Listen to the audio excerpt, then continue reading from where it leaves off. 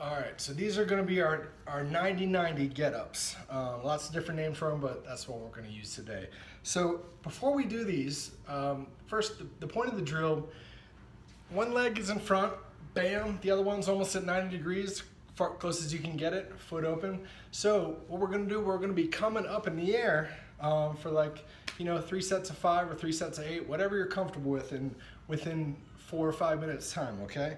So the first things first, lots of people can use their momentum and get up, but a lot of times if your hips are tilted forward, you can't really see if you're using it, your muscles properly. So what you do is, let's do it right here.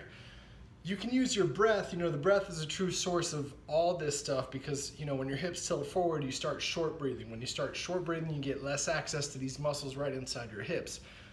It's a complicated subject for a lot of older kickers, but if you have questions, let me know. But here's the easiest way to see if they're activated.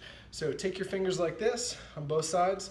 This thumb in the soft part underneath your 12th rib back here, and this wherever this hip pointer is, go right inside. So just relax your belly and let your fingers go as deep as possible.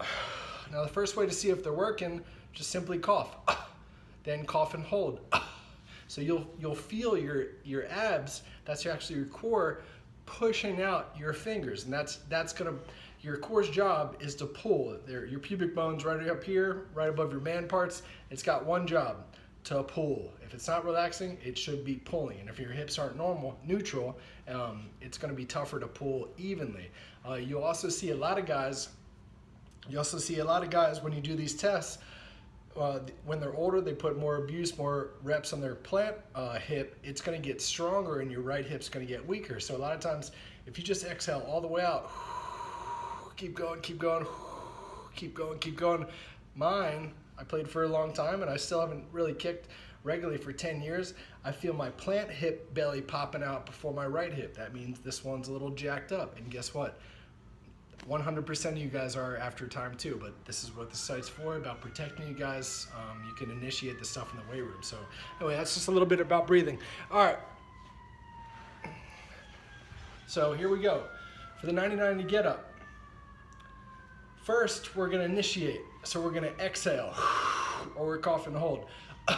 Once those things are pushed out, we're gonna lean into our back leg hip, get that thing forward, and come on up. Get this back hip out and up and down with control. And up and down. And that leg will try to sneak in and up. Good. And switch legs. And my left hip is tighter, so I have trouble with this one, bringing my right side up. My balance is a little bit off, but this is what we got to work through. So it's good practice. Breathe. Square your hips, lean out and hump up. Get this back hip out and up and down. Try to keep the cereal box square the entire time. Breathe in, ribs pinched, and up and down. Well, there you go. So another reason why that's so good is because whichever leg's forward, you're getting internal rotation in this hip joint and external rotation on that one. So it's a great balancer out for your hips.